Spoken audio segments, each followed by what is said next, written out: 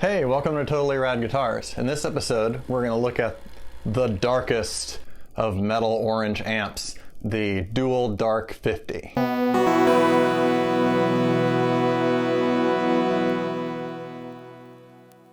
So here behind me, you can see kind of the lineage of this type of amp. Orange, obviously famous for making very high wattage amps in the 70s.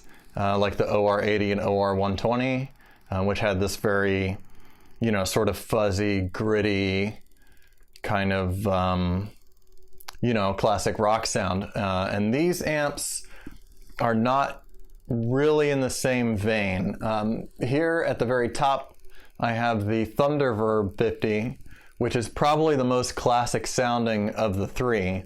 And then I have a Rockerverb 50 Mark III, and then the Dual Dark 50 here at the bottom. The Thunderverb has two channels. Both can achieve about the same amount of gain, and each channel has 3 gain stages. It doesn't really get... it's a little bit more gain than maybe like a JCM 800 or something like that, but a lot darker, a bit fuzzier, and it can kind of get pretty close to those classic orange tones. The Rockerverb here is a lot brighter, and maybe some say a little bit more in the Marshall vein of things. I don't know about that. It still has that classic orange sort of fuzzy undertone to the attack of the notes especially. But the difference is this amp has a dedicated clean channel that uses 2 gain stages, and then an overdrive channel that has 4 gain stages. So in contrast to the Thunderverb, instead of 2 identical channels, you've got a clean and a distortion channel. And the distortion channel on the Rockerverb can get a lot heavier than either channel of the Thunderverb. And then both of those amps also have tube-powered reverb and tube buffered effects loops, which is really sweet. Then comes the Dual Dark 50, which is actually discontinued now. So is the Thunderverb. The only one of these 3 still in production is the Rockerverb. The Dual Dark has that same sort of brighter, cutting, more modern tone, sort of like the Rockerverb, but pushed that little bit more. It's a little bit more aggressive, a little bit more geared towards metal players, and it doesn't really do the classic orange tone thing. I mean, look at it in a black head shell, black face. This clearly is not designed to be your dad's or granddad's or whatever classic rock orange. This is designed for modern metal through and through. And I know some of the other classic oranges, like the Thunderverb, is the same amp that Mastodon uses in a couple of other like kind of stoner doom metal type bands, because it's dark, it's thick, it's fuzzy, it's really perfect for that kind of tone. The Dual Dark 50 is not that kind of tone. It's brighter, it's more cutting. It's kind of like if you took the saturation of like a 6505 or 5150 and combined it with sort of the bright cutting edge of like a rectifier and put it into a tone that was maybe a little more versatile than both, and then an EL34 power section, like all of these amps have. The big difference is the Dual Dark does not have a tube-powered reverb. It does have a tube effects loop, but there's no reverb on this amp, and both channels are exactly the same. So there's channel A and B, and they actually have the same controls as the Thunderverb, but the big difference of the Dual Dark 50 is, unlike the Thunderverb where both channels have 3 gain stages, on the Thunderverb both channels have 4 gain stages, so they can get really, really over the top, really, really saturated, in the same, maybe amount of saturation as the lead channel on the Rockerverb, but more, maybe less versatile, but more aggressive lead tone, which is great if you're in the kind of band where you don't care about clean tones. You want your really heavy scooped rhythm sound, metal rhythm sound, and you want the same kind of sound but with some more mids for your solo. Well, this is your amp, because that's exactly what it does. So let's go over, I'll go down the controls right to left, and hopefully you can see it clear enough on the camera here. I'll try to zoom in. Over here on the far right, you've got the input, of course, and then channel B is just 3 controls. You have gain, shape, and volume. So gain obviously is the amount of saturation you're going to get. Volume is self-explanatory as well. And then shape is like, it's just like this thing shows. So if you turn it all the way to the left, you're getting a really flat, like a mid-humps kind of sound. You're like a frowny face curve on the EQ. So there's less bass and treble, but like a really pushed mid-range. And then it's turned all the way the other way. It's the opposite. The mids are all scooped out and the bass and treble are boosted. Usually I find that somewhere in the middle is about right. And I also set channel A so that all the EQ controls were right at, noon, 12 o'clock. And I find that the shape control just one notch over to the left is really, really close. I mean, almost hard to discern the difference between the 2 channels. So really, you could set up either channel to do the same thing as the other. Channel A, on the other hand, instead of having the shape feature, you have the same gain and volume controls, but you have a traditional treble middle bass setup. There's no presence control or resonance control in this amp, but really it doesn't need one. Those feel pretty balanced as they are. But the nice thing about this that I found is obviously you can do your traditional sort of scooped sound on channel A, and I think really at extreme settings it could be equally as scooped and heavy sounding as channel B if you wanted to run it that way for whatever reason. But I found the best way that I like to run it is I roll the bass down a little bit and I have both the treble and mids up. So what that does is I keep the same sort of like bright attack as channel B, but with more mids, without overpowering it with bass. Like the channel B, if I were to try to flip-flop these, like I have my scooped rhythm sound on channel A and my more mid-heavy, solo tone on channel B, I think the problem there would be to get more mids, I'd be turning the shape knob to the left and losing treble. So it sort of doesn't cut through as well despite having more mids. So that's why I use channel A for my lead tones. Just a little bit more mids, but with the same amount of treble. So. And then the last knob over here is the attenuator knob, and I just want to be very clear about this one. There's a lot of confusion, and I'll give Orange some great credit for naming it as such, but this is not a power amp attenuator. All this is a post-phase inverter master volume control over the whole amp.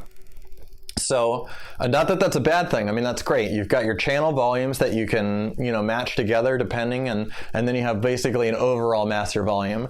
And calling it an attenuator is technically correct, the best kind of correct. But it is not like there's no power soak or load box or empty speaker driver or any kind of like sorcery going on inside these amps. In fact, all 3 of these amps have that attenuator control, but all it is a master volume control. That's it. And then you got a jewel light, this little toggle switch to go between channels. I actually have a foot switch down here. And then it can do full power mode or half power mode, and then the on-off switch.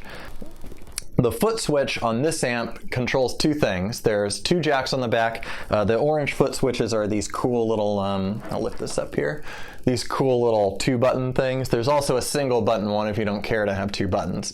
But there's 2 separate 1/4-inch jacks. So I actually bought these cables where it's like a combined, the cables are connected together and then one end is red and one is black. It makes it really easy when I'm hooking up in the background there. But you can set up, either switch to do either of the possible functions. On these other amps where there's 3 possible functions because you can turn on and off the reverb, that's what I have it hooked up to. But on this amp, this button I have set to change the channel, and the other one I actually don't have it hooked up during this review, but what you can do is set that one up to turn on and off the attenuator. So it doesn't really work like a solo boost in the traditional sense. Like you don't have a separate knob that you engage that like a second master control. Instead, the way to do it really is you turn the attenuator all the way, so the attenuator knob is reversed too. It's not like a normal master volume where to the right is louder and to the left is quieter. It's the opposite. So you turn the attenuator knob all the way to the left, which is maximum volume. Then you set your channel volumes to be how loud you want to be playing in the room, and then you can roll the attenuator down a couple of ticks. And then there's your rhythm sound, and then you hit the switch to disable it, to bypass it, and you're back at then the full volume you want from your channels. So that's probably how, like, if you wanted to have a stage volume boost kind of thing, that's how you'd have to set it up. It sounds a little odd, but if you actually sit down with the amp and mess around with it for a couple of minutes, it's pretty obvious how to make that work. Since I'm just here in a home studio, I didn't set anything up like that. That's just, I have both volumes on the channels matched, and then I use the attenuator to control the overall volume of the amp, kind of like a traditional master volume would be used, because I'm not using that solo boost feature on the Footswitch. Okay, so it does have an insane amount of gain, and it's very noisy, so I'll do my best to kind of demonstrate. Right now I have it set up to be about as heavy as I want. I've got both gains pretty much exactly at the 3 o'clock mark. And that is, I'm playing a guitar, this Kramer guitar. It has a super distortion in the bridge. And that's probably the most reasonable amount of gain I think you could get out of this. It does get more saturated and a little bit less articulate turned up, and I'll demonstrate that. But I found that this is like my favorite setting for the amp, so we'll start with that, and then I'll kind of toy around with how it sounds at different settings. So I'm just gonna do a little bit of riffing here.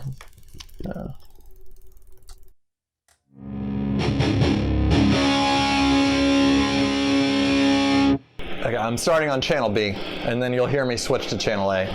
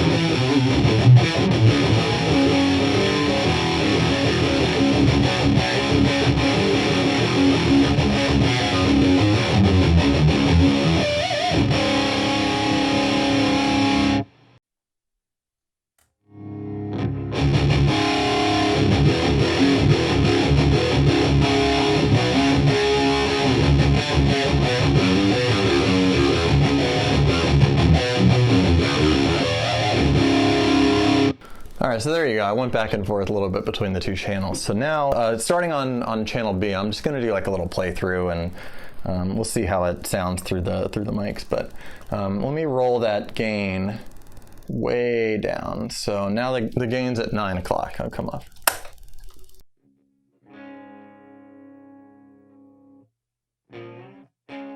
Obviously, it needs a bit more volume there.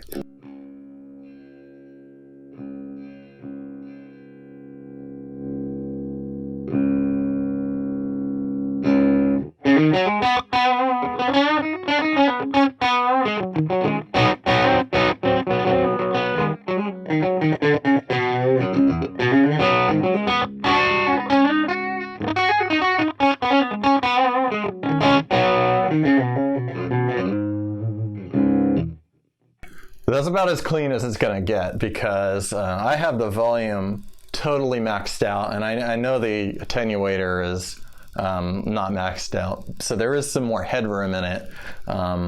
But there's a huge volume drop at 9 o'clock. So if I go from this is the fourth tick down. It's a huge volume drop. I don't know if that'll come across in the YouTube video, but so really, like, as you turn the gain down, you also have to turn the volume up to sort of compensate for it. Past a certain point. So, and this is not really all that clean. It's, but it is pretty dynamic. Like,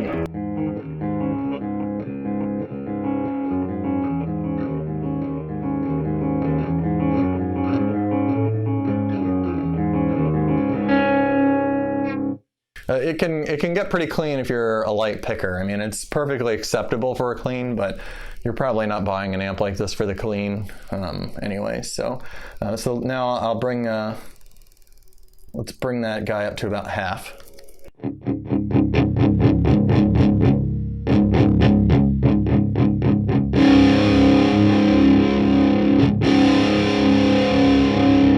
And you can tell I already have the volume rolled back there, so close to what it's at. So really, from the halfway point up, your volume is pretty much set because it just starts to get more compressed. So at the halfway point, it's like kind of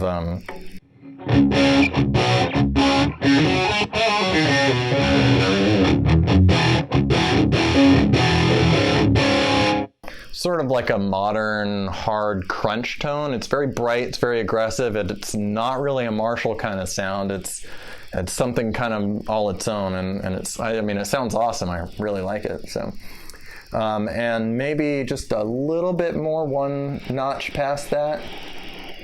Put the volume out half.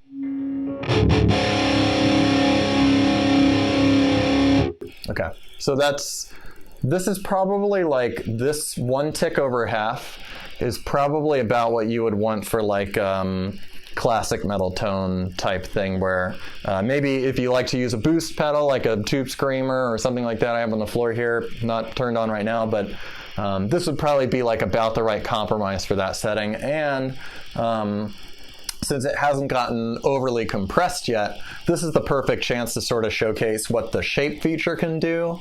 So just to demonstrate, I'll start with it all the way to the left, and I'll just adjust it over to the right sort of as I go. So all the way to the left here.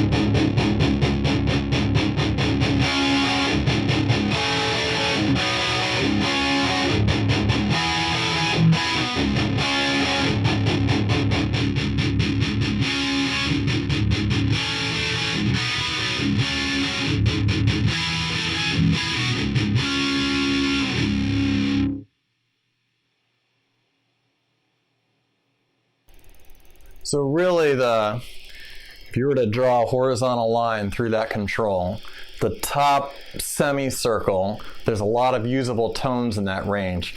Either of the very, very extreme ends are just not really all that usable. They sort of, it's supposed to add more bass, and it does as you go to the right, more bass and treble, but past a certain point, it's as if you imagine like a frequency range, it's as if the bass gets pushed so deep that it's no longer coming through the speakers, and the treble gets pushed so high that it's like ear piercing. So it's not really all that useful at those extreme settings, but it does sound really, really good close to the middle. I like it just one notch over because it's already more scooped than the other channel.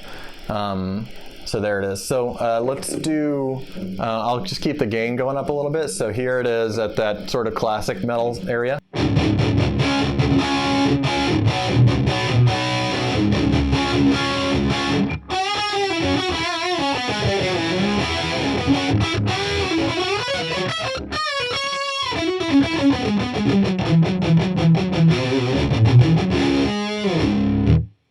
And then I'll take it up to the 3 o'clock mark, which is where we started. So you can...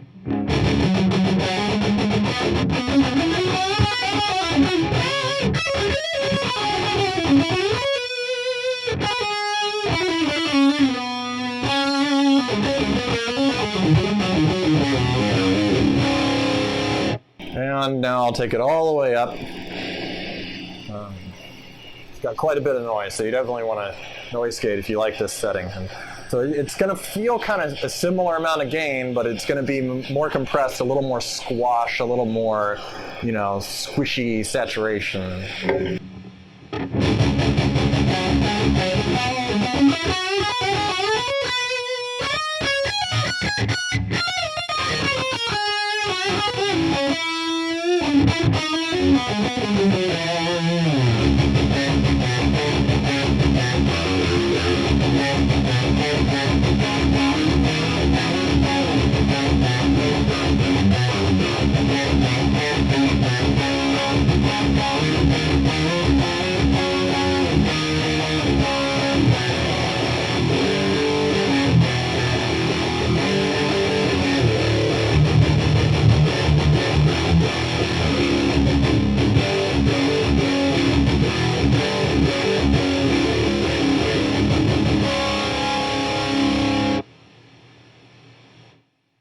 Actually sounded a little bit better than I remember. I think when I first got this, I was using a guitar with EMGs, and the EMGs have just like that extra bit of compression and output, and it probably made that sound a little bit worse to me at the time. But now that I play it with a passive pickup, even a high output passive pickup like the Super Distortion, it actually sounds pretty good. So, and now I'll jump over real quick just to the other channel. There's really not a lot to say. The other channel. Channel A, I mean, you could really get like the same exact sounds as Channel B. Like I said, I mean, it's one of the things that makes this amp so cool is you've got two channels to work with that do the same thing. So I mean, you could do like a clean and or you know, clean-ish and a distortion tone if you wanted to, but I think like the thing that makes this so cool is it does something that the other two oranges don't do, and that's super high gain tone on both channels. So this one, as you can see, I can keep the treble up and at the same time keep the mids up, and that's also really good for like those classic metal songs.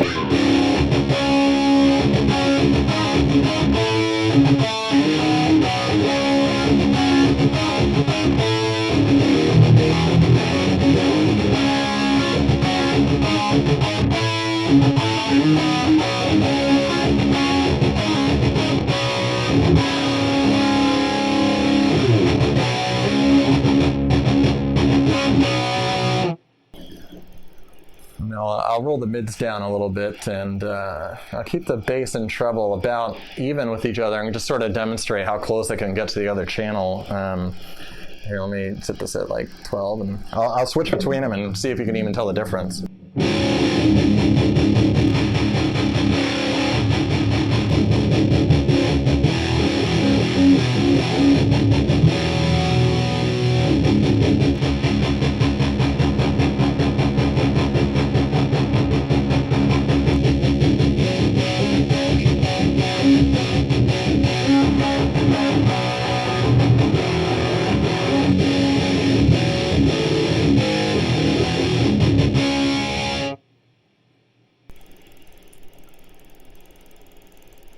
Yeah, they actually did sound a little bit different there.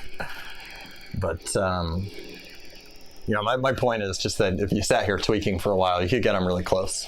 And it gives you a lot of variability in sound. So, yeah, this is a killer amp. Real quick, I think, well, stay tuned for another video, which I'm probably going to record right after this one. where I'll record on a looper the same sort of like metal riff, and I'll put it through all 3 amps so you can kind of hear the differences with the same speaker. This video, since I forgot to mention it earlier, so it's guitar to amp, no pedals. This Marshall 4x12 that has Celestion G12 T75s in it. It's a vintage cab, so the speakers are from 1986. The microphone's an SM57, and then just into the PC. All right, thanks for watching. Have a good one.